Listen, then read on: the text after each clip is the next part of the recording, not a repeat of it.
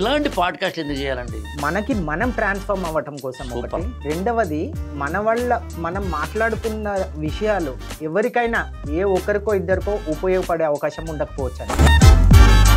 నేను మరణించే టైంకి అంటే మరణించిన తర్వాత 100 మందా 1000 మందా 1,00,000 మందా దే షుడ్ ఫీల్ దట్ ఉదయం లేచి నాకు ఇష్టమైన దేవుడిని నేను పూజించి నేను ఒక ప్రశాంతత పొంది అలా నాకు రీఛార్జ్ చేసుకునేంత వరకు నాకు అభ్యంతరం లేదు. నీ మానసిక బలహీనత కూడా దాటిపోయి నువ్వు దాన్ని చాలా వ్యసనానికో గుదానికో దారి తీసేంతలాగా వెళ్ళినప్పుడు ఏమవుతుందంటే డబ్బుని ఎంత విపరీతంగా సంపాదించాలనుకుని ఒక వ్యక్తి అనుకుంటాడో నాకు అభ్యంతరం లేదు. Sky the limit. ధర్మ మార్గంలో ఉన్నావా లేదా? ఎవరైనా చార్ట్ అకౌంటెంట్లు ఇది కనుక వింటే నేను తప్పైతే క్షమించమని కోరుతూ డిస్క్లైమర్ చేస్తున్నాను. అదేంటంటే మందు కొట్టడం చట్టరీత్యా నేరం కాదు. గవర్నమెంట్ ఎక్సైజ్ డిపార్ట్మెంట్ ని పెట్టి మరి December 31 లాంటివి వస్తే టార్గెట్లు పెట్టి మరి జనం చేత తాగిస్తాం. సో ఈ దేశంలో పెళ్లి రద్దు అవ్వాలని కోరిన వ్యక్తిని 20-25 వచ్చేంత వరకు చదువుకోరా, చదువుకున్న తర్వాత పెళ్లి చేసుకో.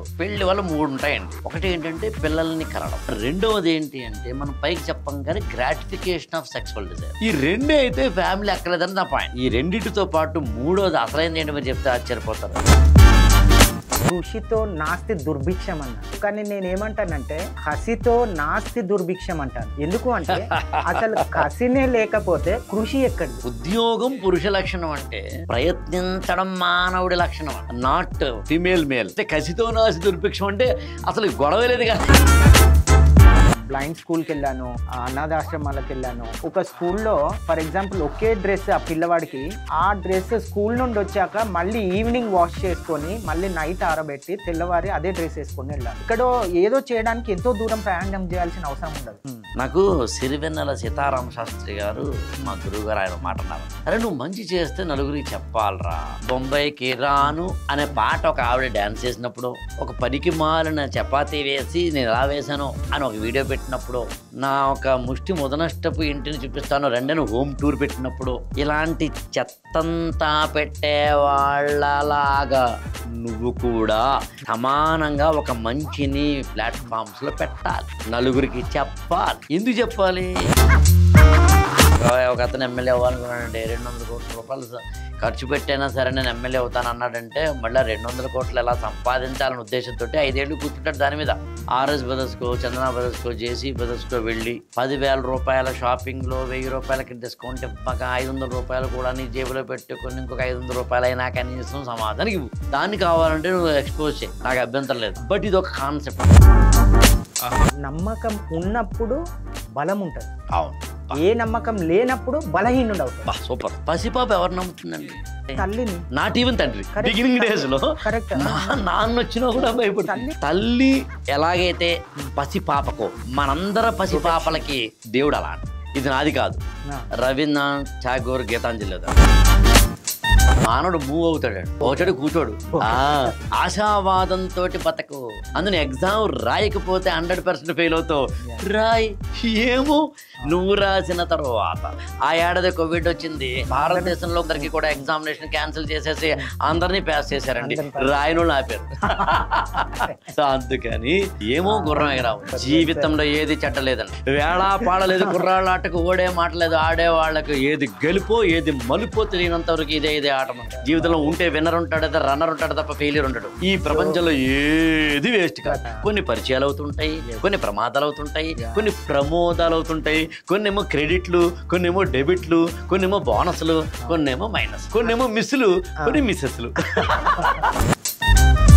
పాడ్కాస్ట్లు అనేవి వినోదం కోసం మాత్రమే చేసేది ఉంటుంది, తప్పు కాదు. వికాసం కోసం చేసే ఉంటాయి, గొప్పవి కావు. నాన్ సెన్స్ ఇష్యూస్ని మాత్రమే చేసే ఉంటాయి, తప్పవవి. లోకంలో అన్నీ ఉంటాయండి. శివాలయం అక్కడ ఉంటుంది, ఆపోజిట్లో శివాలయం. రెండిట్లో కామన్ శివ. ఎటు వెళ్ళాలనేది మన సమస్య. ఏజ్తో లేదు, స్టేజ్తో లేదు, రేంజ్తో లేదు, ఏమీ లేదండి. మెచ్యూర్డ్ పర్సన్సే అసలైన హ్యూమన్ బీయింగ్స్. మనం ఇలాంటి పాడ్కాస్ట్ చాలా చేయాలండి, చాలా చేయాలి sir. Thank you so much అండి. Thank you. డైరెక్ట్గా సరస్వతి పుత్రుడిని కలిసి మాట్లాడుతున్నా. అయ్యో థ్యాంక్ యూ ఎంతో ఆనందం సార్ నిజంగా. Thank you. నాకు మీరు ఎంతో ఇన్స్పిరేషన్. థ్యాంక్ యూ నేను కళలో కూడా ఊహించలేదు ఒకరోజు మీతో ఇలా కూర్చొని మాట్లాడతాను. అయ్యో thank you so much sir Thank for you. Giving me this opportunity to be part of with you in this podcast and all. Thank you so much అండి. Thank you sir. సో అదే అన్ని దానాల్లోకెల్లా విద్యాదానం గొప్పదంటారు. So ప్రపంచవ్యాప్తంగా మీ విద్యని పంచుతూ ఎందరో విద్యార్థులకి విద్యనిస్తూ సరస్వతి పుత్రులను, మీరు Saraswati పుత్రులే, so ఇది ఇంకా ఎందరో విద్యార్థులని సరస్వతి పుత్రులుగా మారుస్తున్నారు, చేస్తున్నారు. ఎంతో సంతోషదాయకము. థ్యాంక్ యూ అండి. సార్ దాన్ని మించిన సాటిస్ఫాక్షన్ ఉండదు అనుకుంటా నాకు తెలిసి. ఇంకా అంటే మీకు ఇంకేమైనా అంటే జీవితంలో మీరు విద్యను ఇస్తున్నారు కదా కావలసిన వాళ్ళకి, అంత ప్రపంచానికి విద్యను ఇస్తున్నారు. సో మీకు ఇంకా ఏదైనా చేయాలి అనే తపన ఏదైనా మిగిలిందా? ఇప్పటికి చాలా సాధించారు. యాక్చువల్గానండి నాకు ఇంకా చాలా చెయ్యాలి అనేవి చాలా ఉన్నాయి సార్. నేను ఇంకా ఏమీ సాధించలేదని చాలా స్పష్టంగా నమ్ముతా. నా అసలు ఇన్నింగ్స్ ఇప్పుడు స్టార్ట్ అయ్యా అని డౌట్ నాకు. నేను ఏం సాధించాలనుకుంటున్నాను సింపుల్ పదంలో చెప్పాలి అంటే, నేను మరణించే టైంకి అంటే మరణించిన తర్వాత just 100 Manda 1000 Manda 1,00,000 Manda they should feel that బా నా జీవితాన్ని ఆయన మాటతోటి నిలబెట్టాడురా, నా జీవితాన్ని ఆయన మాటతోటి మలిచాడురా, ఆయన పోయాడట్రా అని టీవీ 9లోనో ఎక్కడో స్క్రోలింగ్ అవుతుంటే నన్ను ఒక్కసారి కూడా కలవకపోయిన మాట విని ఎక్కడో ఒక చోట కోనే పర్ ఆ రోజు ఒక కన్నీరు, అది కూడా చాలా గుండె లోతుల్లోంచి వచ్చిన బాధ వల్ల వచ్చిన కన్నీరు కనుక కారిస్తే నా జన్మ ధన్యమైంది అని నమ్ముతాను. చాలా బాగా చెప్పారు. 2, ఇప్పుడు మనము ఒక జిడ్డు కృష్ణమూర్తి గారినో, రమణ మహర్షి గారినో, స్వామి వివేకానందనో, ఇట్లా కొంతమంది యొక్క, అంబేద్కర్, అబ్దుల్ కలాం, వీరి యొక్క సిద్ధాంతంతో మన జీవితాన్ని నడుపుకుంటాం. అట్లా నా కోరిక ఏంటంటే నాదైన ఒక సిద్ధాంతం ఇక్కడ మీకు ఆడ్గా అనిపించిన, దాన్ని చెప్పిన రమణ మహర్షి గారు లాంటి వాళ్ళతోటి ఆడ్గా అనిపించిన ఒక పేరు చెప్తాను, ఆర్జీవి. ఓకే, ఆడ్గానే ఆడ్ మ్యాన్ అవుటే, ప్రాక్టికల్ మ్యాన్. అలా నా సిద్ధాంతం ఈ ప్రపంచంలో ఒక మాన్యుమెంటల్ బుక్గా, ఓకే, అంటే పెళ్ళి, విడాకులు, చదువు, కెరీర్, మతం, దైవం, మూఢ విశ్వాసాలు, ఆరోగ్యం, డబ్బు సంపాదన, పేరు సంపాదన, కుటుంబాన్ని ఎలా చూసుకోవాలి, ఎవరితో ఎలా మెలగాలి, ప్రాక్టికాలిటీ ఎలా ఉండాలి, మీరు ఏమైనా కానీ లైఫ్లో ఉదయం నుంచి రాత్రి వరకు మన జీవితంలో ఉండే ఎన్నైతే అంశాలు ఉంటాయో వాటన్నింటికీ ఒక సొల్యూషన్ ఇదిగో అంటూ ఇందాక నేను చెప్పినట్టుగా రమణ మహర్షి గారు చెప్పినట్టుగా నాదంటూ ఒక సిద్ధాంతం ఉండి ఆ సిద్ధాంతం 100 మంది కనుక దిశానిర్దేశం చేసే కరదీపికలై దిక్సూచులైతే అయిపోయింది నా జీవితం. చాలు. మీరు ఇందాకనే చెప్పిన ఒక మాటకి అది మీరు యాక్చువల్గా నేను దాన్ని వినమ్రంగా గౌరవిస్తూ అంటున్నా, అది అన్నారు మీరండి. చాలా సాధించారు అన్నది ఇంకా అంటే ఇది కొంతవరకు నేను సాధించాననే సంతృప్తి నాకు. ఒక లైట్ హౌస్ని అదే ఇవ్వగలిగాను, ఇవ్వగలుగుతున్నాను. సాధించారు. అదే అందుకే ఇంకేమైనా తపన ఉందా, ఇంకా సాధించాల్సింది ఏమైనా ఉందా అని అడిగాను. చాలా ఉంది. సో మీరు అంటే మీ సొంత సిద్ధాంతం అన్నారు, అది నాకు చాలా బాగా నచ్చింది. ఎందుకంటే మనం ఒకరిని ఆదర్శంగా తీసుకోకుండా మనమే ఇతరులకు ఆదర్శంగా ఉంటే బాగుంటుంది. అంటే మన జీవిత లక్ష్యాన్ని మనం ఇతరులకి ఆదర్శంగా ఉండేలా డిజైన్ చేసుకోవాలి. ఎగ్జాక్ట్లీ. సో దట్ ఏంటంటే మనం ఇంకొకరిని ఫాలో అవ్వాల్సిన పని ఉండదు. అవును. సో మీరు ఇప్పుడు చెప్పిన దాంట్లో నాకు అదే అనిపించింది. అవును. సో మనము మన లైఫ్ అండి నాకు తెలిసి 3 రకాలుగా చూడాలి లైఫ్ని. ఒకటి ఏంటంటే ఒక డైలీ లైఫ్ ఒకటి ఉంటుంది, మనకి ప్రాక్టికల్ లైఫ్ ఉంటుంది. రెండవది ఏంటంటే మన లైఫ్ తాలూకు impact either on us or others ఉంటుంది. 3 లైఫ్ని జూమ్ అవుట్ చేసి చూడడంలా, అంటే బ్రాడ్గా చూడడం. ఎస్. నేనేమని నమ్ముతానంటే లైఫ్కి ఉదయం నుంచి రాత్రి వరకు మనము ప్రాక్టికల్గా లేకపోతే లైఫ్ దుర్భరం అయిపోతుంది. ఓకే. నాకు ఈ షర్ట్ వేసుకోవడం సెంటిమెంట్ అనుకుందాం, ఓకే. పిల్లి ఎదురైతే సెంటిమెంట్ అనుకుందాం. ఇలా నన్ను కనుక సెంటిమెంటల్లో పడేసుకున్నాను అనుకుందాం. అప్పుడు ఏమవుతుందంటే నీ శక్తిని మర్చిపోతావు, సెంటిమెంట్కి ప్రాధాన్యం ఇస్తావు, క్రమంగా నీకు తెలియకుండానే ఊబిలో పడిపోతావు. Absolutely correct. I believe in it always. And as you said, I never followed such things in my life. ఎందుకంటే సమయం చాలా విలువైంది. అవును, ఇప్పుడే మనం ఒక పని చేయాలనుకుంటే, అవును, మీరు అన్నట్టు పిల్లెదురైందని మనం డ్రాప్ అయితే ఆ పనిని మళ్ళీ చేయలేము. ఆ పనిని, అవును, దానికి మళ్ళీ ముహూర్తం రాదు. అవును, మనం అనుకున్నప్పుడు, మనం చేయాలనుకున్నప్పుడు వచ్చిన ముహూర్తమే ముహూర్తం. అవును. సో మంచి పనికి ముహూర్తంతో పని లేదు. Correct sir. ఎస్, అది కరెక్ట్. మీరు అన్నది నేను ఇక్కడ ఇప్పుడు చిన్న వాటిల్లో మనం కావాలంటే సెంటిమెంట్లుగా ఉన్నా పర్వాలేదు. ఇప్పుడు దాన్ని లైన్ దాటుతున్నాం అనుకుందాం. మనం ఏదైనా అంటే ఉంగరాలు పెట్టుకోవడం, పలానా పూజ చేస్తే కష్టాలు పోతాయి, వీటిని నమ్మడం వరకు నాకు అభ్యంతరం లేదు. ఓకే.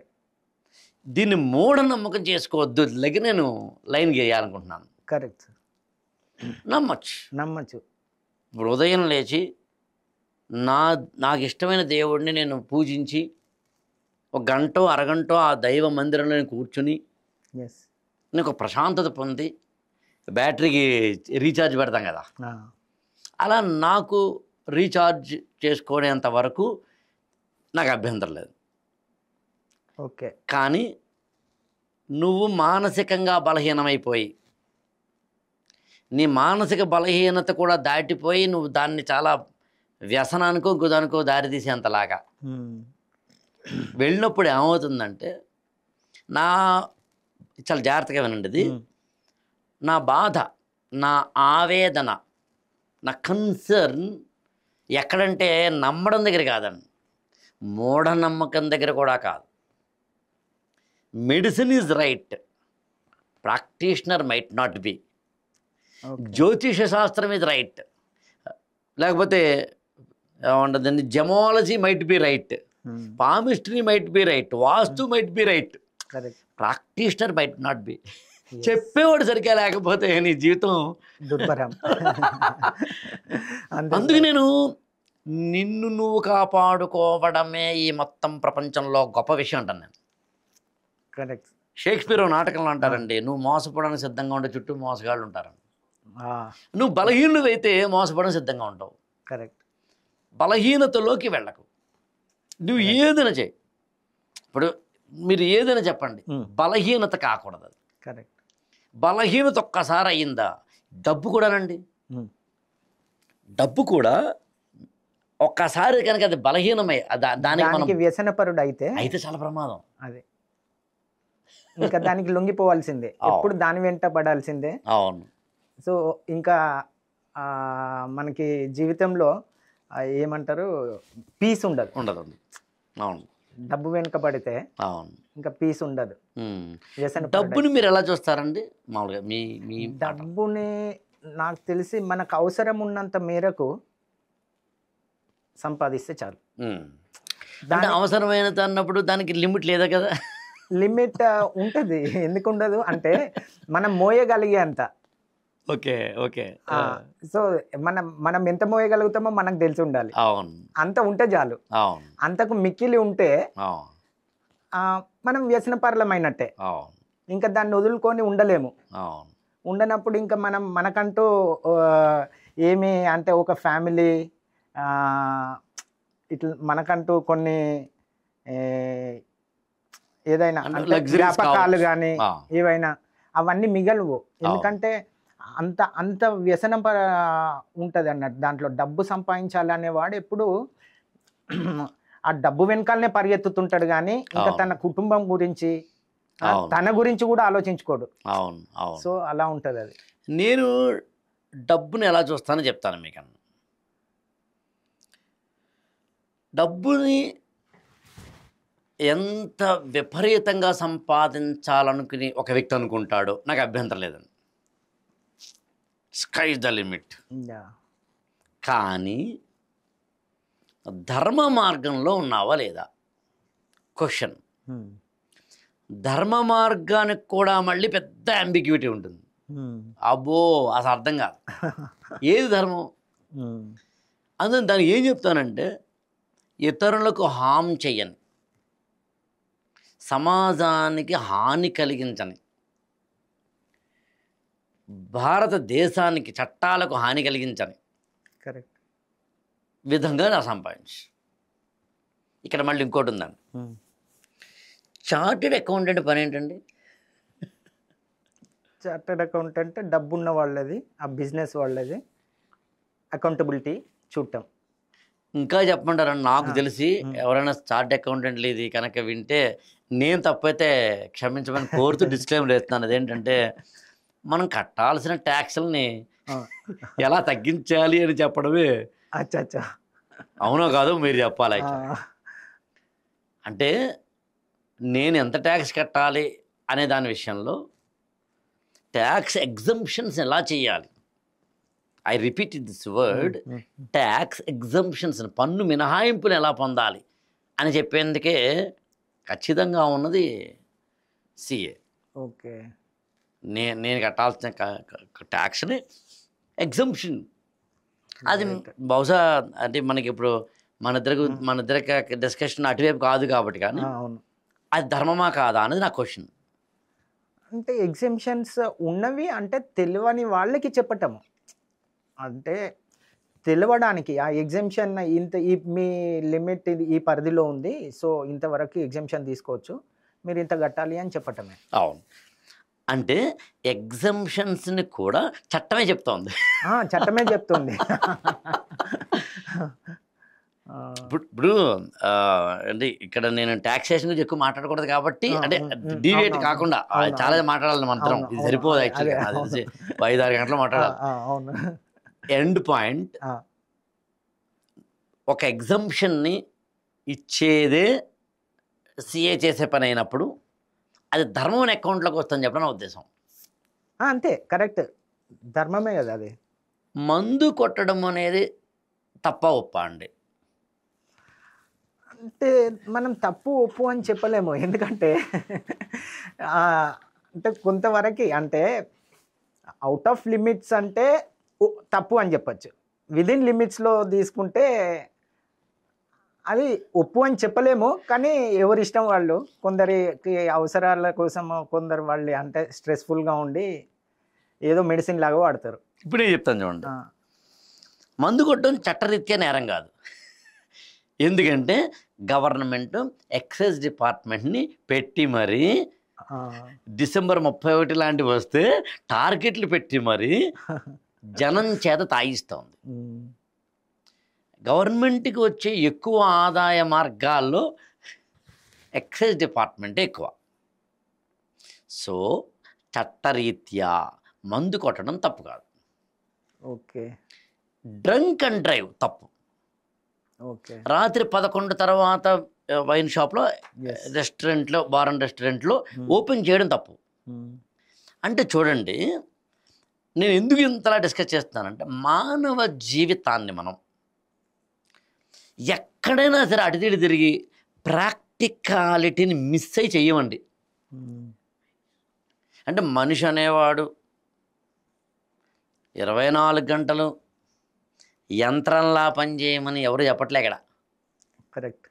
వినోదం, దానికి సంబంధించిన మార్గాలని ప్రభుత్వం కూడా ఇస్తుంది. రిక్రియేషన్ క్లబ్స్, మీరు మనం అమెరికా లాంటి దేశాల్లో ఉదాహరణ చెప్తాం చూస్తే, వెగాస్లో కానీ మయామి లాంటి ప్రాంతాల్లో కానీ చూస్తే అక్కడ క్లబ్స్ ప్రత్యేకంగా ఉంటాయి. స్ట్రిప్ క్లబ్ లాంటివి ఉంటాయి, జెంటిల్మెన్ క్లబ్ లాంటివి ఉంటాయి. ఓకే. అంటే న్యూడిటీని పూర్తిగా యాజిటీస్గా యాక్సెప్ట్ చేసే చట్టబద్ధమైన ఉంటాయి. ఓకే. ఎందుకు ఉండాలి? సో నేను చాలా సింపుల్ ఈక్వేషన్ చెప్పేస్తాను మీకు. అమెరికా లాంటి దేశాల్లో మ్యారిటల్ సిస్టమ్కి ప్రాధాన్యం ఉండదు, ఓకే. ఫ్యామిలీ సిస్టమ్కి ప్రాధాన్యం ఉండదు. కరెక్ట్. సో మ్యారేజ్లో ఒక వ్యక్తి లేడు, ఉండాలని రూల్ లేదు, సమాజం చెప్పట్లేదు. మ్యారేజ్లో లేడంటే అర్థం ఏంటంటే అతనికి పెళ్లి కావట్లేదు. ఎస్. పెళ్లి కావట్లేదు అంటే అర్థం ఏంటంటే లైంగిక వాంఛలు తీరడానికి అవకాశం లేదు. రైట్. సో లైంగిక వాంఛలు తీరడానికి అవకాశం లేదు కాబట్టి లైంగిక స్వేచ్ఛని ఇస్తుంది ఆ దేశం. Right. Sexual freedom, yes yes yes. Pre marital post marital, okay. దానికి నియమ నిబంధనలు పెడుతుంది. ఈ నియమ నిబంధనలతో పాటు రిక్రియేషన్ కావాలి కాబట్టి యంగ్ ఫెలోస్కి లేదా ఫ్యామిలీ లైఫ్ లేని వారికి, అక్కర్లేదు అనుకున్న వారికి government itself is giving licence to such clubs yeah for the recreation of the people. Yeah. ఇప్పుడు ఇండియాలో ఎందుకు లేవు అవి? ఇండియా మన సంప్రదాయబద్ధమైన దేశం కాబట్టి మనం ఎంటర్టైన్ చేయం కదా.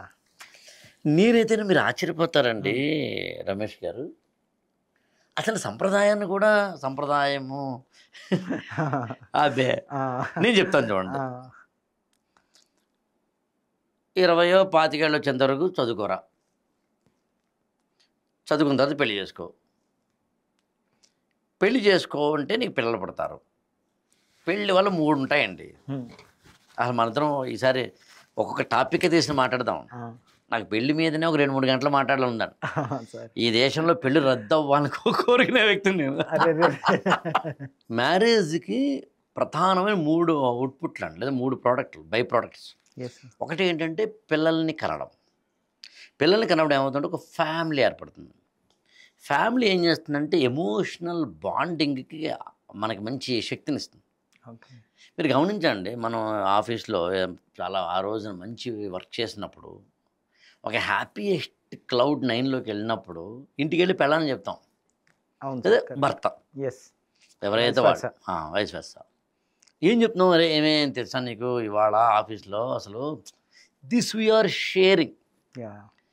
లేదా మన ఎమోషనల్ స్ట్రెస్లో ఉన్నప్పుడు మనము ఇంటికి వెళ్ళి పిల్లల్ని హగ్ చేసుకుని వాళ్ళతోటి స్పెండ్ చేసి మంచి అలా హాయిగా వాన పడుతూ ఉంటే, పచ్చివరకాయ బజ్జీలు వేస్తూ ఉంటే మనం తింటూ కాఫీ తాగుతూ ఇలా ఒక this is the major help అండి మ్యారేజ్ వల్ల. మ్యారేజ్కున్న రెండవది ఏంటి అంటే మనం పైకి చెప్పం కానీ gratification of sexual desires. Okay. ఒక మనిషికి ఉండే సెక్సువల్ డిజైర్స్ని తీర్చుకోవడానికి ఫ్యామిలీ మ్యారేజ్ ఉపయోగపడుతుంది. ఈ రెండే అయితే ఫ్యామిలీ ఎక్కలేదని నా పాయింట్. ఓకే. ఈ రెండింటితో పాటు మూడోది అసలైంది ఏంటి మీరు చెప్తే ఆశ్చర్యపోతారు. మనందరం పుట్టినప్పుడు జంతువుల్లో పడతాం. 2, 3, 4 ఏళ్ళు వచ్చేంత వరకు కూడా జంతువులే ప్రవర్తిస్తాం. 1, 2, 3 అన్ని ఇక్కడే వేస్తామండి. పుట్టిన వెంటనే బట్టలు వేసుకోము, బాత్రూమ్ కల్చర్ తెలియదు, బట్టలు ఎలా వేసుకోవాలో తెలియదు, అమ్మనేంటో తెలియదు, నాన్నేంటో తెలియదు. This was our culture. అక్కడ నుంచి క్రమంగా అమ్మ, నాన్న, అక్క, అన్న మనకి ఏం నేర్పుతారంటే అమ్మమ్మ, తాతయ్య, పెద్దమ్మ, మేనత్త, మేనమామ అందరూ మనకి ఏం నేర్పుతున్నారంటే సంస్కారాలు నేర్పుతున్నారండి. పెద్దవాళ్ళు వస్తే ఎలాగా, బాత్రూమ్ వస్తే ఎట్లాగా, అన్నం ఏ చేత్తో తినాలి, లెఫ్ట్ హ్యాండ్తో ఏం చేయాలి, ఎప్పుడు సినిమా చూడాలి చూడకూడదు, గుడికి బడికి అన్నిటినీ మనం నేర్పుతున్నారు, బట్టలు ఎలా వేసుకోవాలంటారు. అసలు యాక్చువల్గా ఫ్యామిలీ అనే కల్చర్ రావడానికి బేసిక్ రీజన్ ఏంటని అడిగితే ఒకే ఒక కారణం. అది ఏమిటంటే కల్చర్ని, సివిలైజేషన్ని, సంస్కారాలని పిల్లలకి నెక్స్ట్ జనరేషన్కి నేర్పడం కోసం. సో పిల్లలకి ఆ సంస్కారాలని జనరేషన్స్ టుగెదర్ పరిచయం చేయడం కోసం, అంటే తరం నిరంతరం చేసేందుకు యాక్చువల్గా ఫ్యామిలీ స్ట్రక్చర్. దానికి మూలం మ్యారేజ్. ఇది యాక్చువల్గా జరగాల్సింది, జరుగుతున్నది, జరగబోయేది. కరెక్ట్. ఇప్పుడు మీకు ఈ 3-4 రకాల ఫంక్షన్స్ కనుక ఫ్యామిలీ లేదా మ్యారేజ్ చేయకపోతే అప్పుడు ఆ పనిని ప్రభుత్వాలు చేస్తాయి. అందుకే మీకు ఇంక్లూడింగ్ మీరు ఆశ్చర్యపోతారండి, ఆస్ట్రేలియా లాంటి దేశాలు కానీ, ఈవెన్ అమెరికా లాంటి దేశాలు కానీ, యూరోపియన్ కంట్రీస్ కానీ ఫ్యామిలీ స్ట్రక్చర్కి, మ్యారేజ్ స్ట్రక్చర్కి అంతగా ప్రాధాన్యం ఇవ్వని ప్రతి దేశంలోనూ ఇప్పుడు మనం చెప్తున్నవన్నీ నర్చరింగ్ అంతా కూడా గవర్నమెంట్ చేస్తుంది ప్రత్యేకంగా. ఓకే. సరే గత 50 ఏళ్ళుగా మారుతూ వస్తున్నాయండి, అన్ని దేశాలు మారుతున్నాయి గ్లోబలైజేషన్ వల్ల. అంటే ఇందాక మీరు మాట అన్నారు, మన సంప్రదాయం ఖచ్చితంగా అన్నింటికన్నా, అంటే అన్నిటి వాటికన్నా ఇప్పుడు మన మోడల్లో ఉన్న అడ్వాంటేజ్ ఏంటంటే కాంప్రహెన్సివ్ మోడల్. మనకి పెళ్ళవుతోంది, దానివల్ల మానవుడికి ఉన్న సెక్సువల్ గ్రాటిఫికేషన్ తీరుతోంది, ఎమోషనల్ గ్రాటిఫికేషన్ తీరుతోంది, అంటే జనరేషన్స్కి ఇవ్వాల్సిన సంస్కారాలు ఇచ్చేస్తున్నారు. అందుకనే మనకి షోడశ సంస్కారాలు అంటారు. ఓకే. 16 సంస్కారాలు ఉంటాయి మనిషిని మనిషిగా తీర్చిదిద్దేందుకు. ఓకే. అందుకని ఉదాహరణకి అన్నప్రాసన ఉంది, బారసాలు దానికన్నా ముందు ఉంటుంది, దానికన్నా ముందు సీమంతం ఉంటుంది, ఉపనయనము మరొకటి ఉంటుంది, ఇప్పుడు అమ్మాయి అయితే కనుక ఉంటాయి. సో వాటిని ఈ మధ్య కాలంలో కాలం మారుతున్నప్పుడు కట్టే function, sari function, half sari function, half sari, exact. So మారుతున్న గ్లోబలైజేషన్కి, మార్కెట్ ఎకానమీకి ఇవన్నీ కొత్తవి రావడం అనేది సహజం. సో ద బేసిక్ మూలం మాత్రం, అంటే ఆకలిస్తే మనం పిజ్జా తిన్నామా, బర్గర్ తిన్నామా, పెరుగన్నం తిన్నామా, పచ్చడిగా బజ్జీలు తిన్నామా అన్నది కాదు, ఏదో ఒకటి తింటాడు అది మొత్తం గ్యారంటీ. అమెరికన్ అయినా, ఆఫ్రికన్ అయినా, ఇండియన్ అయినా, ఎవరైనా. సో అది ఇక్కడ మనం అర్థం చేసుకుంటూ ఉంటాం అన్నమాట.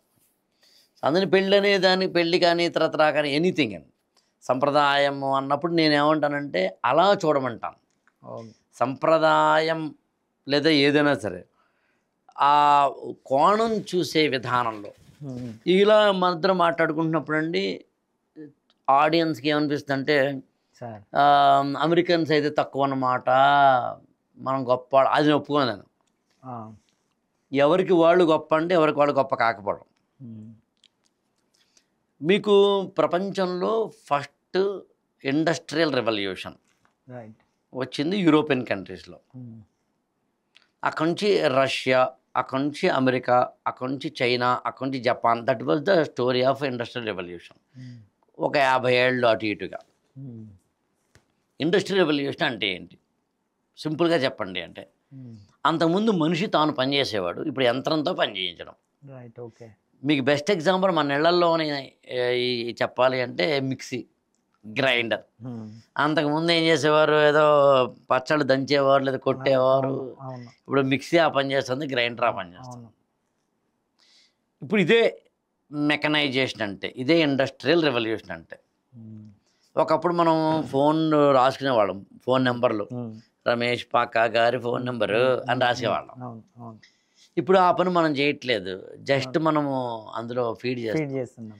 నాకు తెలిసి ఇంకొంచెం ఇప్పటికీ ఉండాలి, ముందు అవి కూడా మన అక్కడ లేకుండా జస్ట్ రమేష్ పక్క నెంబర్ అని మీరు నెంబర్ చెప్తే అది ఫీడ్ చేసుకుంటుందేమో కూడా. ఇలాంటి చాలా ఉంటాయి. ఎండ్ పాయింట్ ఇండస్ట్రియల్ రెవల్యూషన్ అనేది బాగా వచ్చిన రోజుల్లో యూరోపియన్ కంట్రీస్లో మనుషులు ఎక్కువగా పని చేయాల్సిన పరిస్థితి ఏర్పడింది. ఎందుకు సార్, మన తరపున ఒక మెషిన్ పనిచేస్తున్నప్పుడు ప్రోడక్ట్స్ ఎక్కువైనాయి. అంతకుముందు నేను దంచి కొడితే కూరకారాన్ని ఇంత ఇవ్వగలను, మిషన్ అయితే కనుక, మిక్సీ అయితే కనుక నీకు ఎందుకు కావాలి చెప్పు, ఇస్తుంది. సో మెషిన్ ఎప్పుడైతే ప్రోడక్ట్ ఎక్కువ ఇచ్చిందో, ప్రోడక్ట్ని డిస్ట్రిబ్యూట్ చేయడానికి, ప్రోడక్ట్ని ప్యాక్ చేయడానికి, ప్రోడక్ట్ని అందరినీ ఉందని చెప్పడానికి మనుషులు ఎక్కువ అవసరం వచ్చింది. మనుషులు ఎక్కువగా అవసరం వచ్చిన రోజుల్లో వీళ్ళందరూ ఆడామగా ఇద్దరు పని చేయాల్సి వచ్చింది. ఇద్దరు పని చేసి మీ ఇద్దరునేమో హాయిగా పెళ్లి చేసుకుని ఉంటామండి అంటే వర్కౌట్ కాదు. పెళ్లిని బ్రేక్ చేసాయి నా సమాజాలు. అంతకుముందు పెళ్లి లేక కాదు, పెళ్లిని బ్రేక్ చేశాయి. అలా పెళ్లిని బ్రేక్ చేయిస్తే ఒకవేళ ఎవరైనా ఇందాక మనం చెప్పినట్టుగా గ్రాటిఫికేషన్ ఆఫ్ వాటి కోసం వేరియస్ మీన్స్ పెట్టాయి. అందుకు నేనే ఉంటానంటే సొసైటీలో మనం అర్థం చేసుకునేటప్పుడు socio cultural, economical, geographical, science and technological, ఇలా అనేకమైన కోణాల్లో చదవాల్సి ఉంటుంది. అది మ్యారేజ్ అయినా, దేవుడైనా, ఏదైనా. ఇది ఎప్పుడైతే మనకి లేదో, అలా అర్థం చేసుకోలేదో, అప్పుడు మనకి నా మతం గొప్ప, నా దేశం గొప్ప, నా సంప్రదాయం గొప్ప, కరెక్ట్. పెళ్ళి చేసుకుంటే గొప్ప, చేసుకోకపోతే వేస్ట్, అదే చేసుకుంటుకోకపోతే గొప్ప. మనందరం ప్రీ ఆక్యుపైడ్ ఆప్షన్స్ పెట్టుకుంటాం. నేను ఎవరు నమ్ముతానే ట్యాగ్స్ వద్దు. డబ్బు ఎక్కువ ఉంటే కాదు, ఎక్కువ లేకపోయినా కూడా బతకచ్చు. డబ్బు లేకపోతే కాదు, డబ్బు ఉండాల్సిందే. ట్యాగ్స్ వద్దు. ఓకే, అట్లా. నేను మిమ్మల్ని క్వశ్చన్ అడుగుతాను సార్. ఇప్పుడు రమేష్ పాకా గారు అసలు మీరెవరు అని అడిగితే ఏం సమాధానం చెప్తారు? నేను ఎవరు అంటే నేను ఒక హ్యూమన్ బీయింగ్ అని చెప్తాను. ఓకే, హ్యూమన్ బీయింగ్ అంటే అర్థం ఏంటి? హ్యూమన్ బీయింగ్ అంటే so somebody who is useful to the society. Okay, ఇప్పుడు మామూలుగా అత్యంత పేదరికంలోనో లేకపోతే మధ్య తరగతిలోనో ఉంటారు మీరు, చిన్నప్పుడు పుట్టి ఉంటారు. పేదరికం. సరే, వాళ్ళ మనం కోటీశ్వర అనే పదం వాడకపోయినా హ్యాండ్ టు మౌత్ అయితే కాదు. కాదు. మీరు చిన్నప్పటి నుంచి ఇవాళ వరకు చూసుకుంటే మీరు ఒక పేదరికము లేదా మధ్య పేదరికంలోంచి వచ్చాను. ఉన్నంతలో బాగా మంచి పొజిషన్కి రావడానికి ఏది డ్రైవ్ చేసింది మిమ్మల్ని? నేను పుట్టిన ఎన్వైరన్మెంట్ డ్రైవ్ చేసింది. ఇంకా పేదరికంలో పుట్టాను. సో ఫ్యామిలీలో ఇన్స్పిరేషన్ అంటే చదువుకున్న వాళ్ళు ఉన్నారు ఇంట్లో, వాళ్ళని చూసి ఓకే, చదువుకున్న వాళ్ళు ఇంట్లో ఆల్రెడీ ఉన్నారు. పేరెంట్సా లేదా బ్రదర్సా? మామయ్యలు, మేనమామలు. సో చూసి వాళ్ళలా నేను కూడా చదువుకోవాలని ఆకాశి పట్టుదలతో చదువుకోవడం జరిగింది. ఇప్పుడు మీరు ఎన్విరాన్మెంట్ అన్నారు, బహుశా ఎన్విరాన్మెంట్లో ఏమి ఉండాలంటే మీకు ఏవో కొన్ని లేకుండా ఉండాలి. ఎస్, అన్నము, డబ్బు, వేసుకోవడానికి బట్టలు. ఎన్విరాన్మెంట్ ఏంటంటే ఇంకా అంతే, పేదరికంలోంచి వచ్చాము కదా, సో ఆ పేదరికాన్ని ఇలా కంటిన్యూ చేయొద్దు. అమ్మ నాన్నల్లాగా మనం కూడా పేదరికంలో మునిగిపోకుండా చదువుకొని కొంత సమాజానికి ఉపయోగపడేంత చదువుకొని స్థిరపడాలనేది. అంటే పేదవాడిగా పుట్టడం నీ తప్పు కాదు, కానీ పేదవాడిగా చచ్చిపోవడం మాత్రం నీ తప్పే. ఖచ్చితంగా కరెక్ట్ సార్. అదే అంటే మనము ఎలా పుట్టామో ఎలా పెరిగామో అన్నది కాదు, మనం ఏం వదిలేసి వెళ్ళామన్నది మ్యాటర్ సమాజానికి. అంతే, ఏం పంచి ఇచ్చేసామని.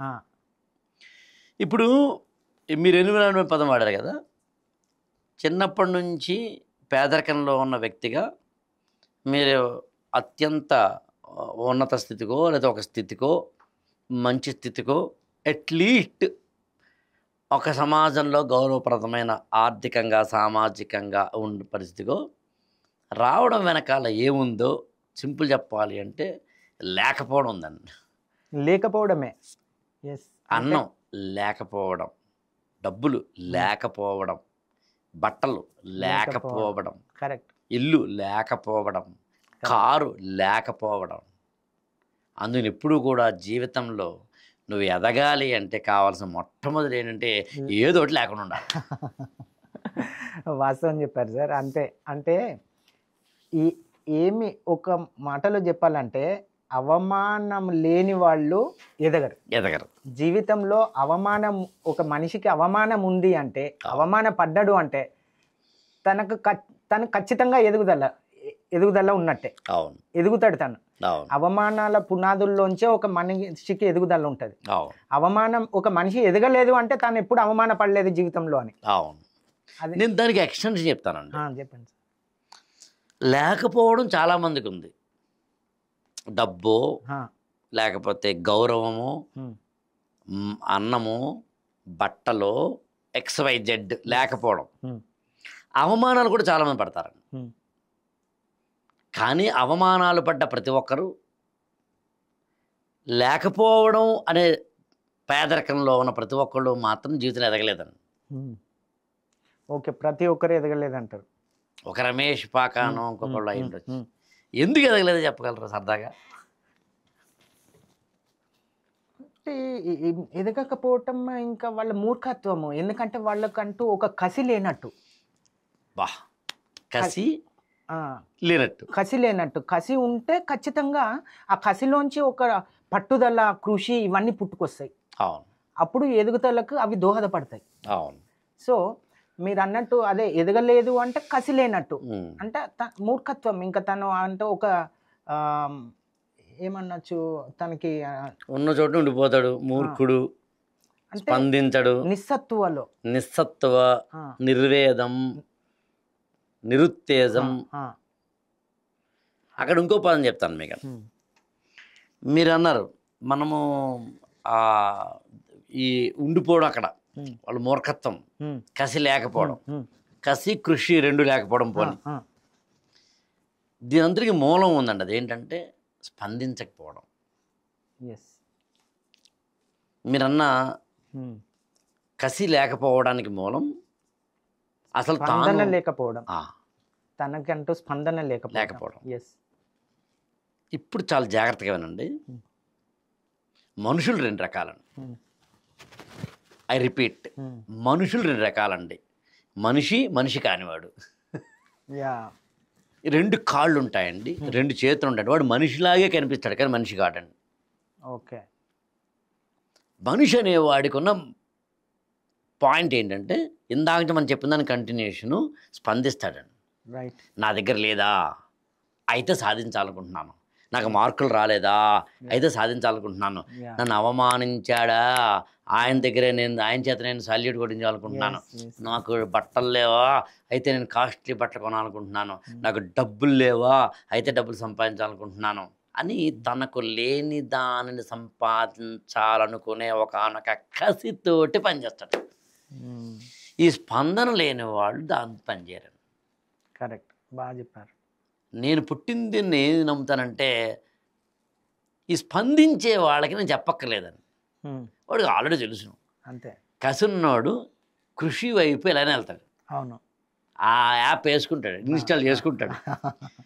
నేను పుట్టింది ఆ నెక్స్ట్ కేటగిరీ అని నమ్ముతాను నేను. అంటే స్పందన లేని, స్పందన ఉంటుందని తెలియని, ఏసీ ఒకటి ఉంటుందని తెలియని, ఐఏఎస్ ఒకటి ఉంటుందని తెలియని, ఆరోగ్యం ఒకటి ఉంటుందని తెలియని, సిగరెట్ కాల్చడం కన్నా కాల్చకపోతే ఇంకా బాగుంటుందని తెలియని, మందు కొట్టడం కన్నా కొట్టకపోతే బాగుంటుందని ఇంకా తెలియని, దేవుడి కోసం మనం రోజంతా పూజలు ఏమీ చేయక్కర్లేదు, ఎవరికైనా కాస్త దాహం వేసిన వాళ్ళకి మంచినీళ్ళు ఇచ్చి, రోడ్డు దాటడానికి ఎవరినో ఒక ఆవిడకైనా కష్టపడిపోతుంటే కాస్త రోడ్డు దాటించి ఇచ్చేస్తే చాలు. పెద్ద పెద్ద మనం ఏమీ చేసేక్కర్లేదు. మనం చదివిన స్కూల్కి ఒక ఫ్యాన్, ఒక ఫ్యాను, ఏదో ఉంటాయి, కంప్యూటర్, మనకు చేతనైనంత సమాజానికి ఉపయోగపడటం అంతే. ఏదో రకంగా మనిషిని మనం ఎలా చూస్తేనండి, ఇప్పుడు చూడండి,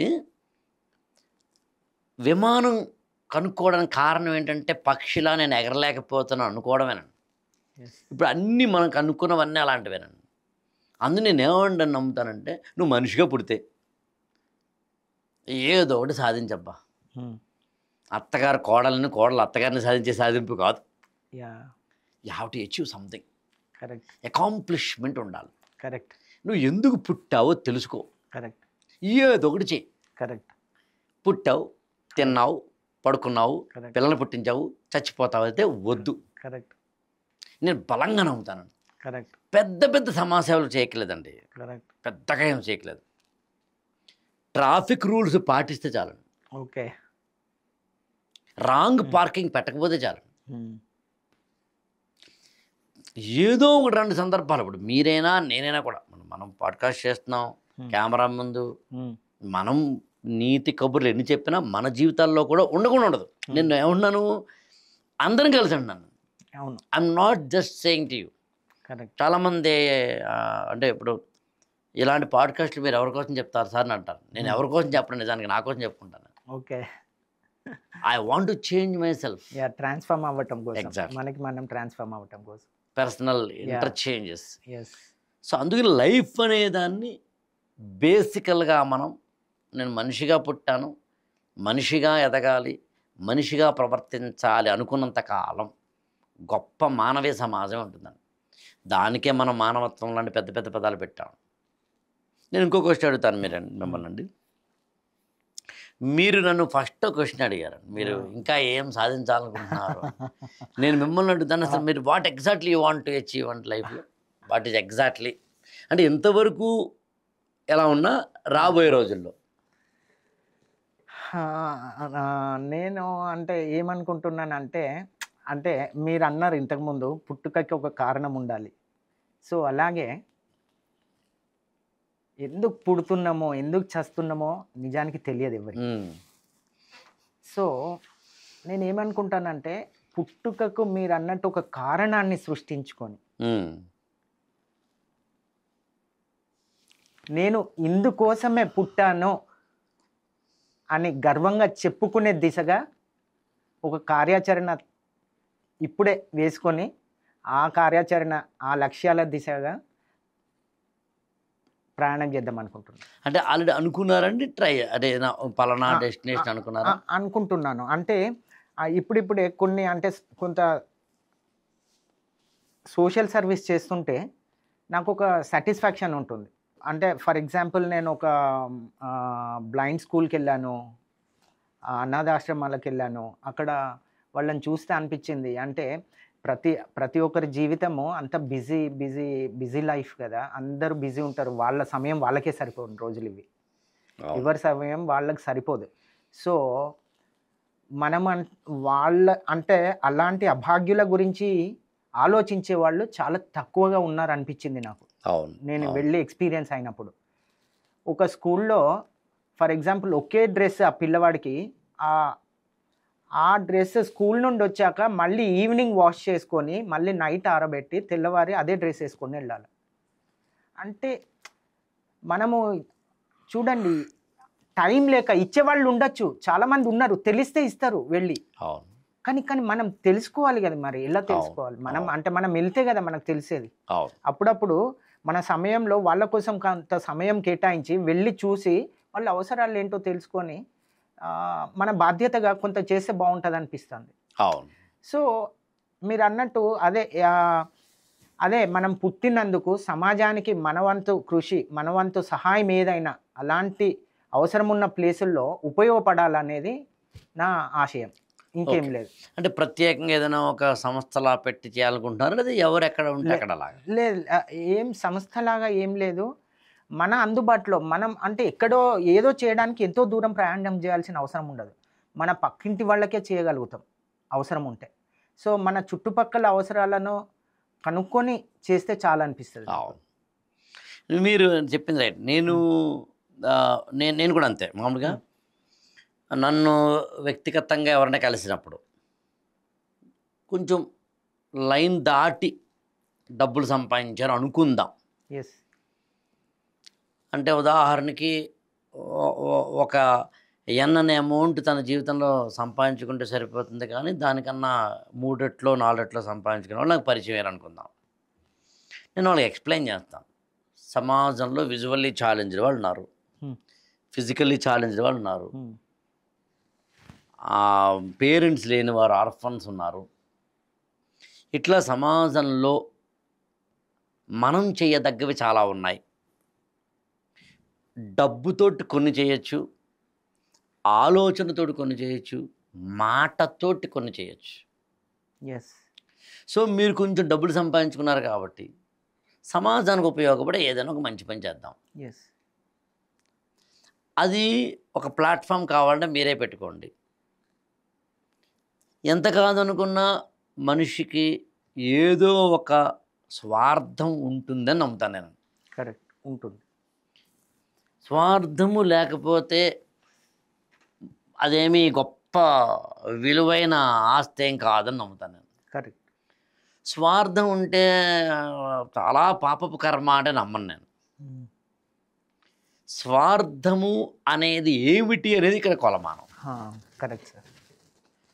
నేను పేరు కోసం పనిచేస్తున్నానా, ఒక చేంజ్ కోసం పనిచేస్తున్నానా, నా హిడెన్ ఎజెండా ఏదైనా ఉందా, ఏది ఉన్నా తప్పు కాదంటాను నేను. ఓకే, ఏది ఉన్నా తప్పు కాదు, ఎందుకంటే మీరు ఏదో మంచి చేయబోతున్నారు కాబట్టి. ఒక మంచి చేయడానికి స్వార్థం ఏది ఉన్నా పర్వాలేదు. తప్పే ఉంది. అది పేరు కోసమే కావచ్చు, మార్పు కోసం కావచ్చు, మన తృప్తి కోసం కావచ్చు. ఎస్. రేపొద్దున్న పేపర్లో నా ఫోటో లేదా ఫేస్బుక్లో నాది ఫోటో, ఎస్. ఇన్స్టాలో నా ఫోటో పెట్టుకుంటే నాకు ఆనందం కలుగుతోంది, లేదా నన్ను నలుగురు మెచ్చుకుంటున్నారు కాబట్టి నేను మంచి పని చేస్తున్నాను అన్నా కూడా నాకు అభ్యంతరం లేదు. చాలా బాగా చెప్పారు. కరెక్ట్. అది అంతే. ఎండ్ పాయింట్ మంచి చేస్తున్నావు లేదా. ఎస్. దానివల్ల ఇంకా మిమ్మల్ని చూసి ఇంకొక నలుగురు ముందుకొస్తారు వస్తారుగా పని చేయడానికి. అది భలే చెప్పారు.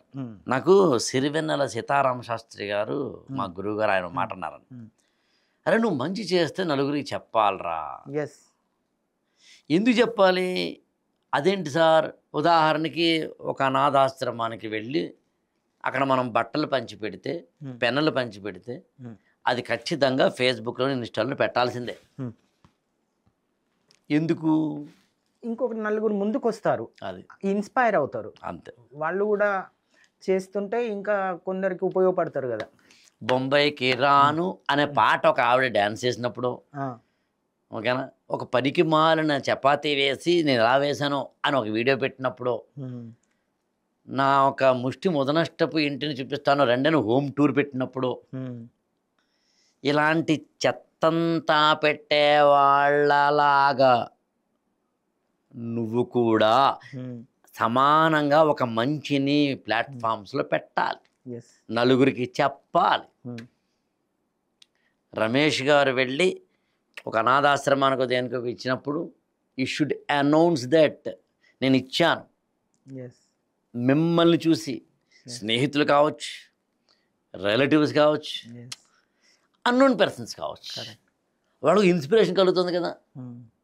అందుకు నేను ఎప్పుడూ కూడా మంచి చెయ్యడానికి నీకు ఏ స్వార్థమో నాకు అనవసరం. గాంధీ మహాత్ముడు it is not the ends but also the means అంటారు. అంటే లక్ష్యం ఏమిటి అనే దాన్ని మాత్రమే కాదు, how do you reach that అన్నది.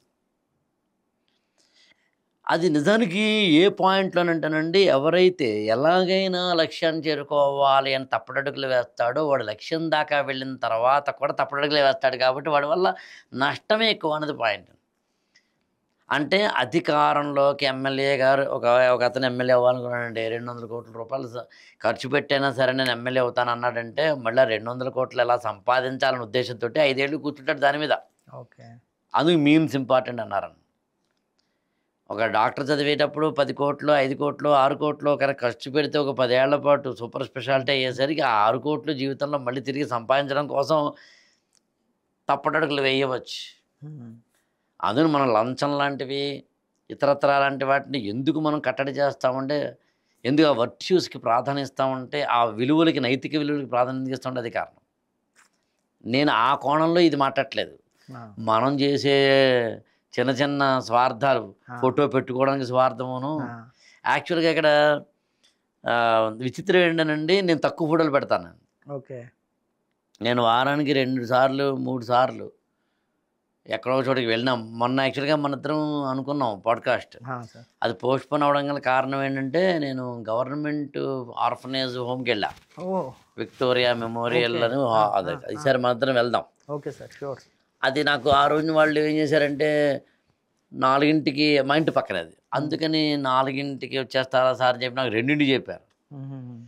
సో దాంతో నేను కొంచెం మళ్ళీ మీకు చెప్పి ఆ మరునాడు పోస్ట్ పోన్ చేయమని అడిగాను వాళ్ళని, కుదరలేదు. అది పండగలు కదా, ఇప్పుడు దసరా సెలవులు, పిల్లలు వెళ్ళిపోతారు.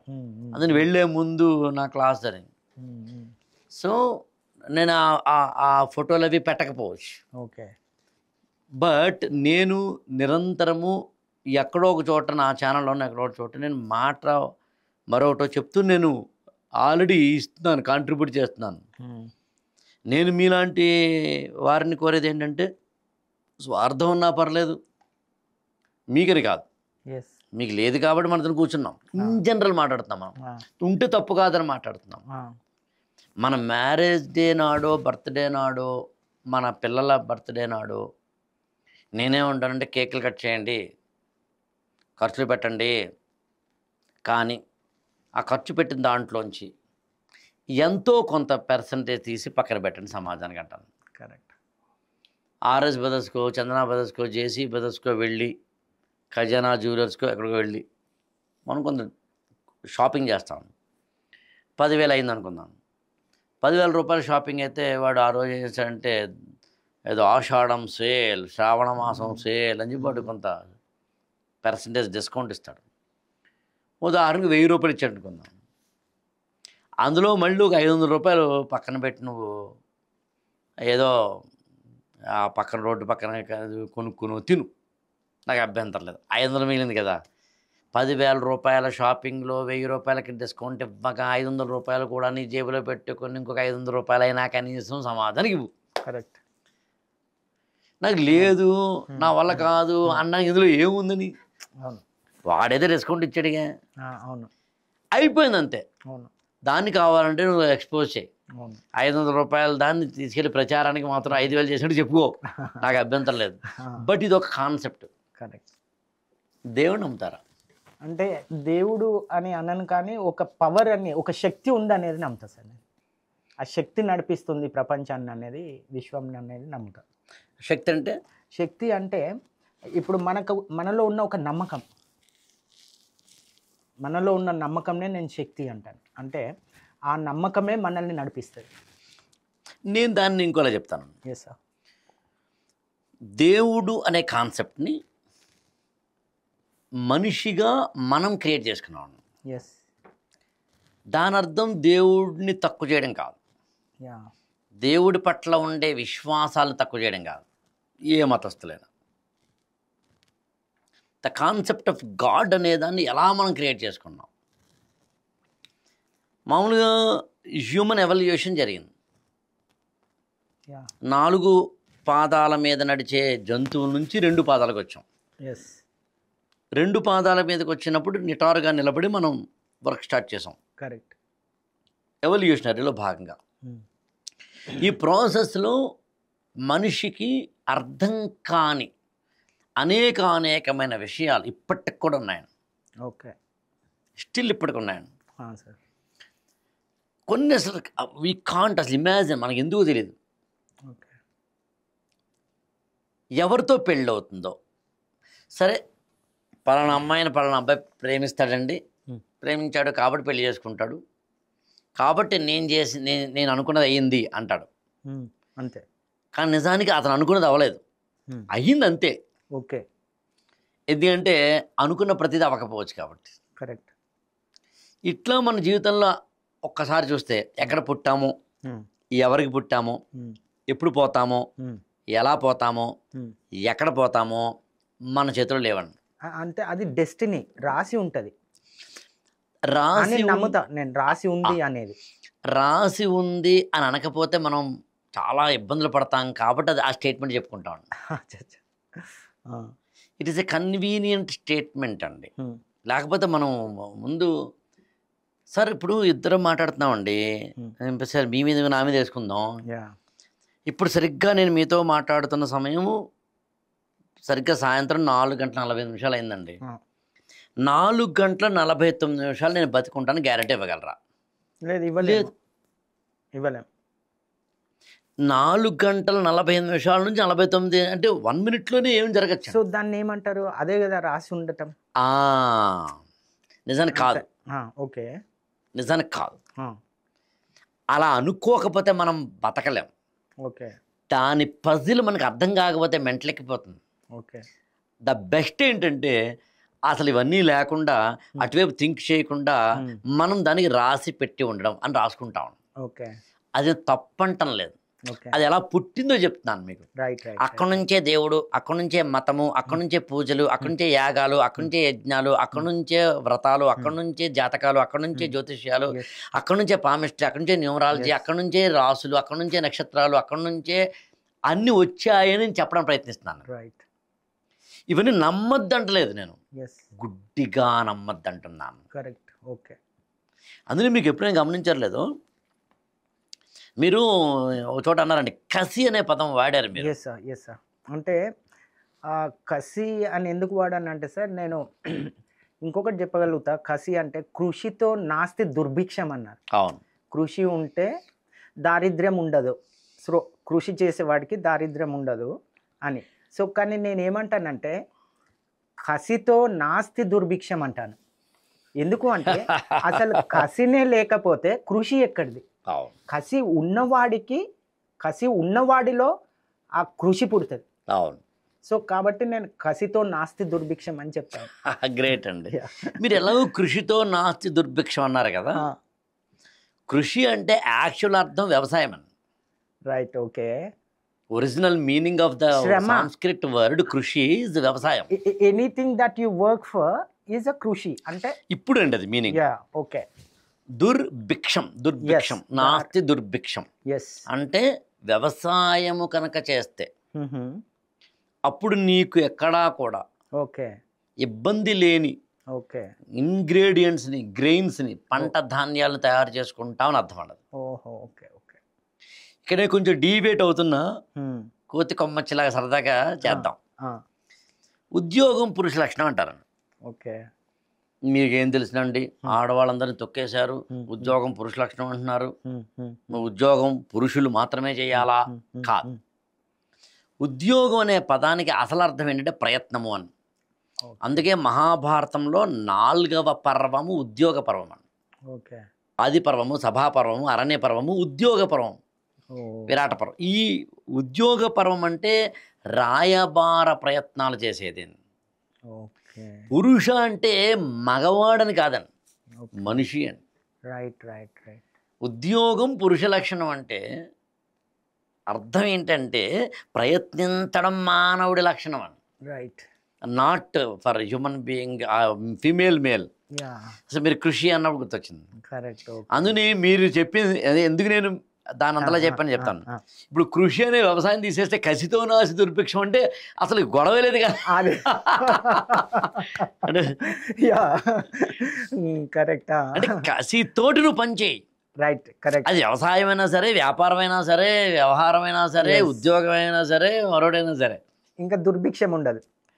దుర్భిక్షం అనేది ఇంకా ఆటోమేటిక్గా ఉండే అవకాశం లేదు. ఇంకా దుర్భిక్షం అన్నప్పుడు ఇంక పేదరికం లేదు. పేదరికం లేకపోవడం అంటే అర్థం ఏంటంటే ఇంక డబ్బులు వస్తాయి, డబ్బుతో పాటు పదవి, హోదాను ఇంకోటి వస్తాం. You lead a comfortable life. Exact. So మళ్ళీ ఇందాక నేను చెప్పిన చోటుకు వస్తా. సో దేవుడు అనే కాన్సెప్ట్ కానీ ఇతరత్ర కాన్సెప్ట్స్ కానీ అక్కడ పుట్టాను, విచ్ వీ డోంట్ నో. కాబట్టి మన చేతిలో లేని చాలా ఉన్నాయండి. ఇప్పుడు ఒక్కసారి మీరు ఎప్పుడో వెనక్కి తిరిగి చూసుకుంటే మీ లైఫ్లో పలానా వ్యక్తి ఎందుకు పరిచయం మనకు అర్థం కాదండి. అబ్సల్యూట్లీ. పలానా వ్యక్తి పరిచయం వెనకాల ఏముందో కూడా మనకు తెలియదండి. తెలియదు. అసలు మనకి తెలియదు. మీరు నంబరండి, ఒకసారి వైజాగ్ వెళ్ళాను. వైజాగ్ నుంచి ఎయిర్పోర్ట్లో నేను ఫ్లైట్లో హైదరాబాద్ వస్తాను. ఫ్లింట్ క్లబ్ అని ఒక ఐటీ టెక్నాలజీ బేస్డ్ ఒక కంపెనీ, దాని యొక్క చైర్మన్ ఆయన యూఎస్లో ఉంటాడట, ఇండియా వచ్చాడు. ఆయన వైజాగ్ బేస్డ్.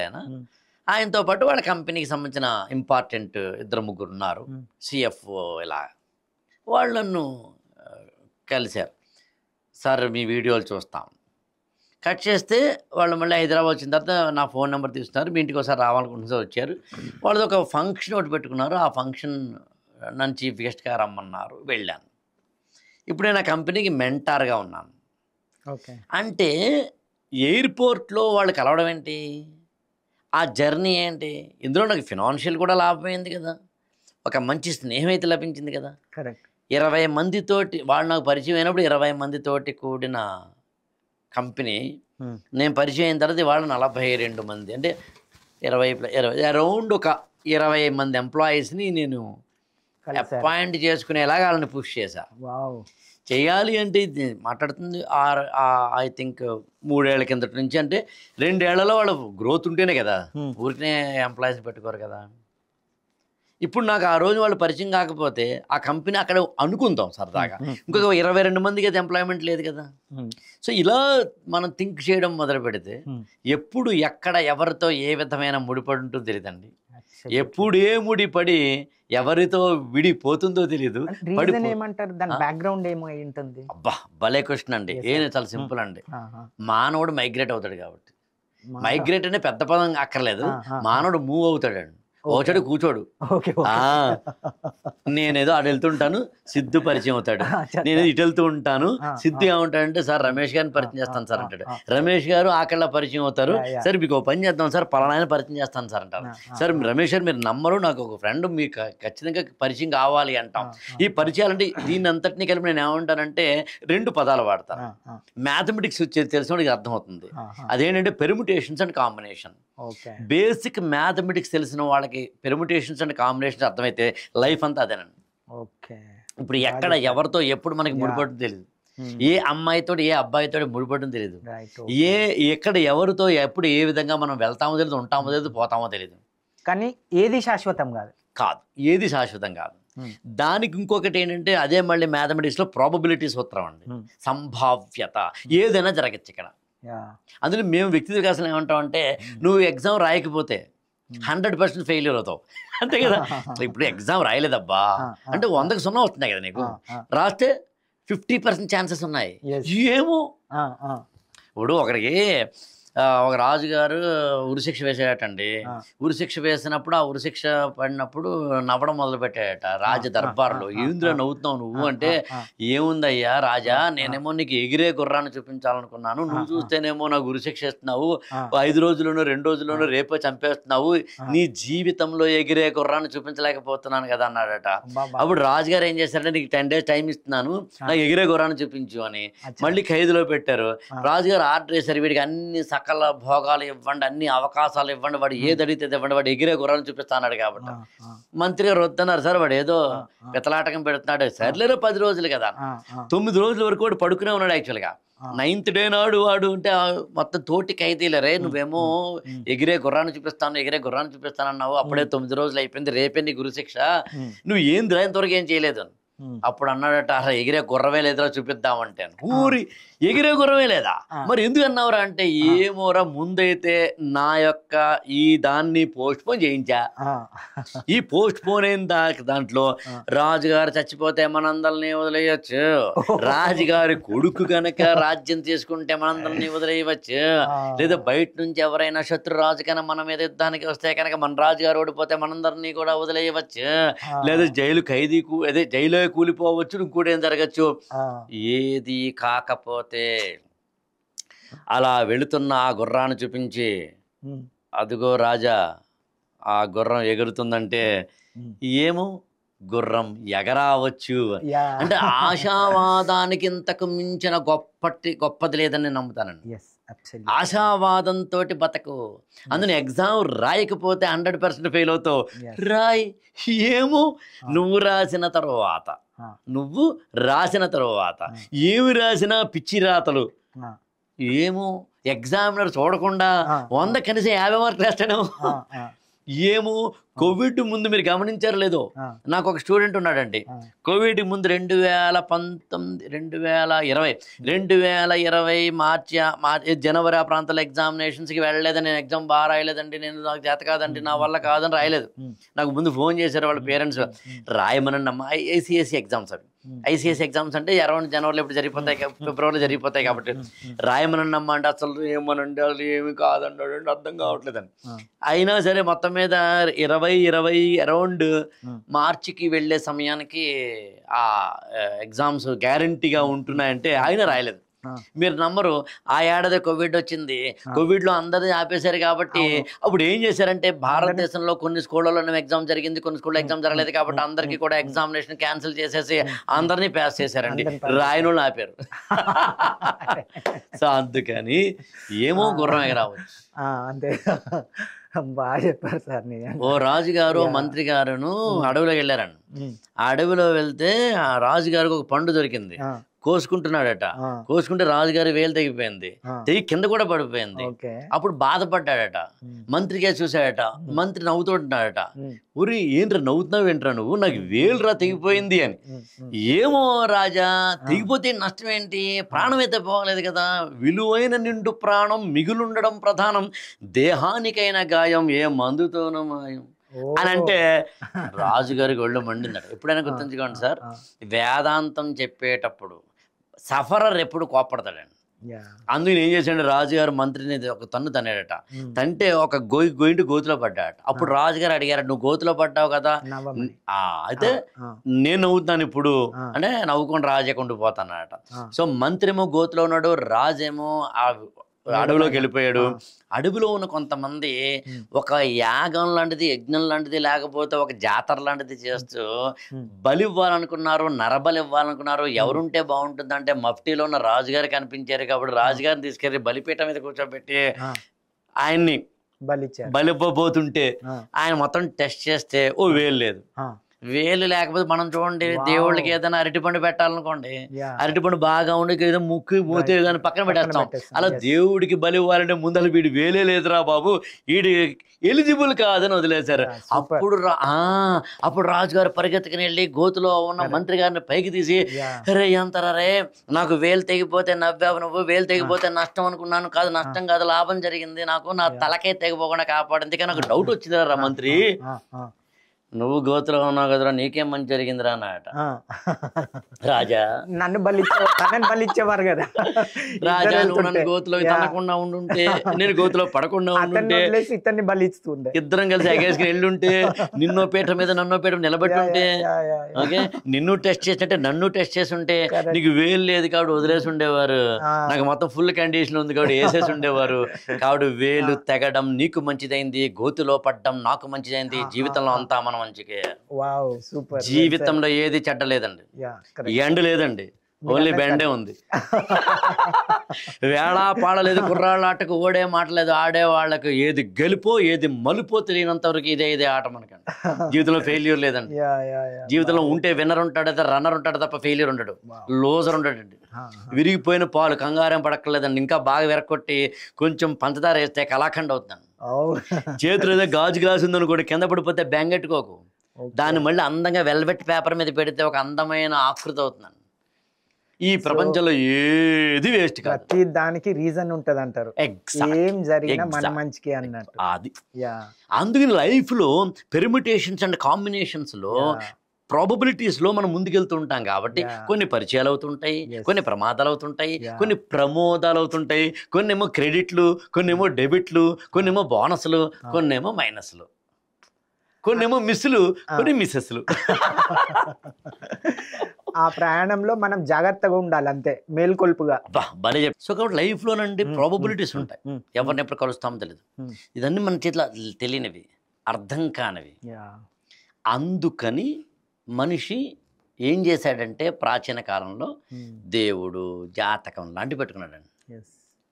ప్రతిదానికి కాలక్రమంలో heart attack, heart stroke, brain stroke, BP, sugar, liver functioning, kidney, human బాడీలో బ్లడ్, వీటన్నింటినీ చదువుకోవడం మొదలుపెట్టిన మానవుడికి అంతరిక్షంలోకి వెళ్ళి, చందమామ మీదకి వెళ్ళి, సూర్యుడిని అర్థం చేసుకొని, అంగారగ్రహం మీద అర్థం చేసుకొని, సముద్ర భూగర్భాల్లోకి వెళ్ళిన మానవుడు, టెక్నాలజీలో లాంటి వాడి దాకా వచ్చిన మానవుడు క్రమక్రమంగా శాస్త్ర సాంకేతికంగా అంటే సైంటిఫికల్గా ఆలోచించడం మొదలుపెట్టినప్పుడు నా సిద్ధాంతం ఏంటంటే, నీకు మానసిక ప్రశాంతత ఉన్నంత వరకు ఏ సెంటిమెంట్ అయినా పెట్టుకో, ఏ దేవుణ్ణైనా నమ్ము, నువ్వు బలహీనం అవుతుంటే మాత్రం వద్దు. దేవుడు నిన్ను బలహీనపరచడానికి కాదు, జాతకాలు జ్యోతిష్యాలు నిన్ను బలహీనపరచడానికి కాదు, నీకు మరింత బలాన్ని ఇవ్వడానికి.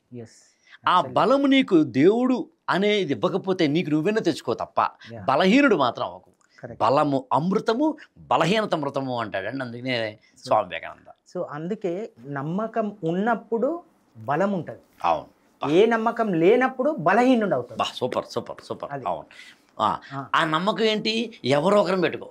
ఎస్, ఎవరినైనా నువ్వు ఎవరిని నమ్మగలిగితే వారిని నమ్మాలి. పసిపాప ఎవరు నమ్ముతుందండి?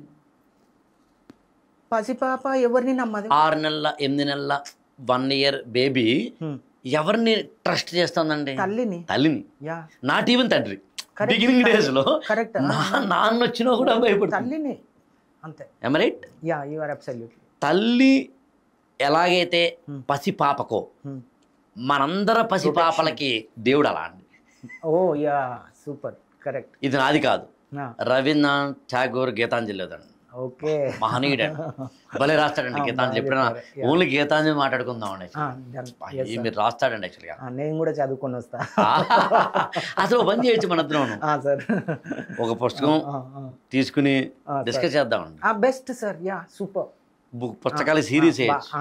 నేను లాస్ట్లో క్వశ్చన్ అడుగుతాను మిమ్మల్ని. ఇప్పుడు ఇలాంటి పాడ్కాస్ట్లు ఎందుకు చేయాలండి? ఇలాంటి పాడ్కాస్ట్లు చేయటం ఎందుకు అంటే, ఒకటి ఫస్ట్ ఆఫ్ ఆల్ మనకి మనం ట్రాన్స్ఫార్మ్ అవ్వటం కోసం ఒకటి. రెండవది మన వల్ల మనం మాట్లాడుకున్న విషయాలు ఎవరికైనా ఏ ఒక్కరికో ఇద్దరికో ఉపయోగపడే అవకాశం ఉండకపోవచ్చు అని. సూపర్ అండి. అది అంటే పాడ్కాస్ట్లు అనేవి వినోదం కోసం మాత్రమే చేసేది ఉంటుందండి. యా తప్పు కాదు. కరెక్ట్. వికాసం కోసం చేసే ఉంటాయి, కరెక్ట్. గొప్పవి కావు. నాన్ సెన్స్ ఇష్యూస్ని మాత్రమే చేసే ఉంటాయి, తప్పవవి. యా లోకంలో అన్నీ ఉంటాయండి. యా శివాలయం అక్కడ ఉంటుంది, ఆపోజిట్లో శివాలయం ఉంటుంది. ఎస్. రెండిట్లో కామన్ శివ ఎటెళ్ళాలనేది మన సమస్య. బా బా. ఆకలిస్తే పచ్చిమిరకాయ బజ్జీలు 8 తింటే ఆకలి తీరుతుంది. అదే ఆకలిస్తున్నప్పుడు ఆ ఎంటీ స్టమక్ మీద పెరుగన్నం తిన్నా కూడా ఆకలి తీరుతుంది. ఏం తినాలి నీ సమస్య. కరెక్ట్. ఉంగరం ఏదో తులమో గ్రాము అంటారు. తులమో గ్రాము ఉంగరం వేయింగ్ మిషన్ మీద తూగితే అది ఏమవుతుంది అని అడిగితే ఆ వేయింగ్ మిషన్ మీద తులమో గ్రాము తూపుతుంది. అదే వేయింగ్ మిషన్ మీద 30 కేజీల చెత్త బుట్ట పెడితే 30 కేజీలు తూగుతుంది. ఇప్పుడు నార్మల్గా ఏమీ చెప్పకుండా సార్ ఇది 30 కేజీలు సార్, అది గ్రాము సార్, ఏది కావాలి మీకు అని అడిగితే ఎవరైనా ఏం చెప్తారంటే 30 కేజీలు అంటారు. కానీ 30 కేజీల చెత్త 1 గ్రాముతో బంగారంతో సమానం అంటే ఒప్పుకోలేం కదా. చంటి పిల్లవాడికేమో ఇక్కడేమో ఒక మామూలు బిస్కెట్ ఇచ్చి ఇక్కడ బంగారం బిస్కెట్ పెడితే కనుక బంగారం బిస్కెట్ వద్దని మామూలు బిస్కెట్ అడుగుతాడు వాడు చంటి పిల్లవాడు. వాడిని చూస్తే మనం మూర్ఖుడా అంటాం. ఎందుకంటే వాడికి బంగారానికి మామూలు బిస్కెట్కి తేడా తెలియదు కాబట్టి. తనకు అవసరం ఉంది బిస్కెట్ కాబట్టి కాదు, అతనికి మెచ్యూరిటీ లేదు కాబట్టి బిస్కెట్ కాబట్టి. లేదు, మెచ్యూరిటీ లేకపోవటం కాదు, తనకు కావాల్సింది బిస్కెట్. తను బిస్కెట్ని తినగలుగుతాడు కాదు. మీరు చెప్పండి. I don't want to stop you. తినగలుగుతాడు కాబట్టి తనకు అవసరం ఉన్నది కోరుకుంటాడు. తనకు అవసరం ఉన్నది తీసుకుంటాడు. అదే బంగారం విలువ తనకు తెలియదు. ఈ లాస్ట్ పదం బంగారం విలువ తెలియకపోవడాన్ని నేను అపరిపక్వత, ఇమ్మెచ్యూరిటీ. కరెక్ట్. అంటే 20 ఏళ్ల కుర్రవాడు కూడా ఆకలి వేస్తుంటే ఈ పక్కన బిస్కెట్ ఈ పక్కన బంగారం బిస్కెట్ అయినప్పుడు ఏం చేస్తాడంటే ఆకలి వేస్తుంటే బంగారం బిస్కెట్ తీసుకుని కావాలంటే బిస్కెట్ల ఫ్యాక్టరీ కొంటాను సార్ అంటాడు. జీవితంలో లాస్ట్ లైన్ చెప్పి ముగిస్తానండి. జీవితంలో ఏం లేదండి, మెచ్యూరిటీ అంతే. అంతే, ఏమీ కాదు. లైఫ్లో ఎదుగుతున్న కొద్దీ ఎంత మెచ్యూరిటీగా మనం ప్రవర్తించామన్నదే లైఫ్, ఇంక ఏమీ కాదండి. ఆ మెచ్యూరిటీని పీక్స్లో తెలుసుకున్న వాళ్ళే బుద్ధుడు లాంటి వాళ్ళు అయ్యారన్నమాట. ఆ లోయర్ లెవెల్ని బట్టి, అసలు లేకపోవడాన్ని బట్టి ఏజ్తో లేదు, స్టేజ్తో లేదు, రేంజ్తో లేదు, ఏమీ లేదండి. మెచ్యూర్డ్ పర్సన్సే అసలైన హ్యూమన్ బీయింగ్స్ అండి. బాగా చెప్పారు సార్. మనం ఇలాంటి పాడ్కాస్ట్ చాలా చేయాలండి. చాలా చేయాలి sir. Thank you so much అండి. Thank you sir. Thank you.